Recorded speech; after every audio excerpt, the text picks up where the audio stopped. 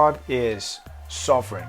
The great preacher Charles Spurgeon once said that this doctrine of God's sovereignty was a pillow upon which a believer may rest their head in times of trial.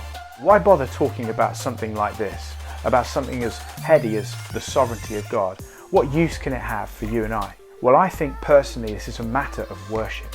You see, if something is true about God, that truth is glorious and it's our inheritance.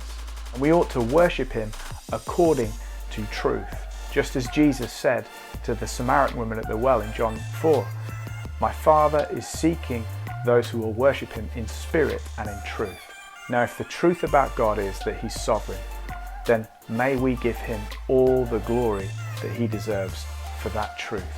For hundreds of years, the doctrine of sovereignty was cherished by the Church. In the 7th article of the Westminster Shorter Catechism, the question is asked, what are the decrees of God?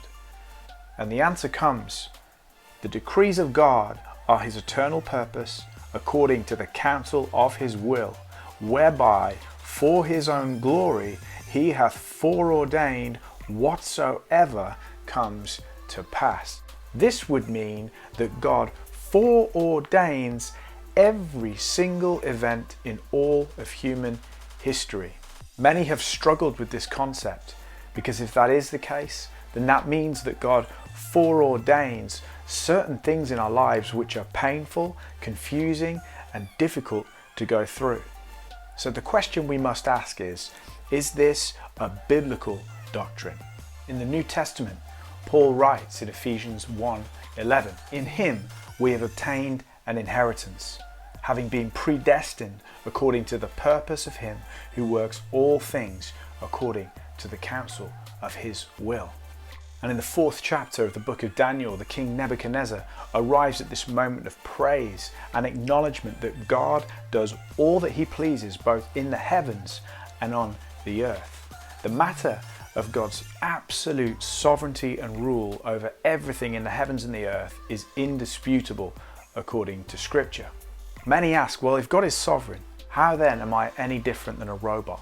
But the truth is that God doesn't just ordain the ends, He also ordains the means. So God brings certain things into our lives through His sovereign will in order that we would pray, in order that we might preach the gospel, in order that we might respond in faith.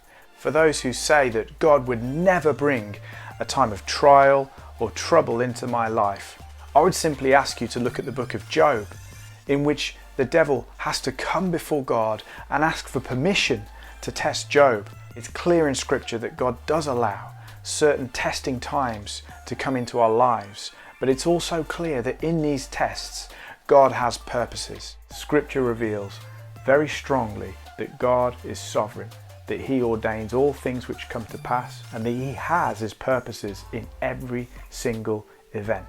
This is a glorious truth, and it's one that I pray encourages you to give Him all the glory.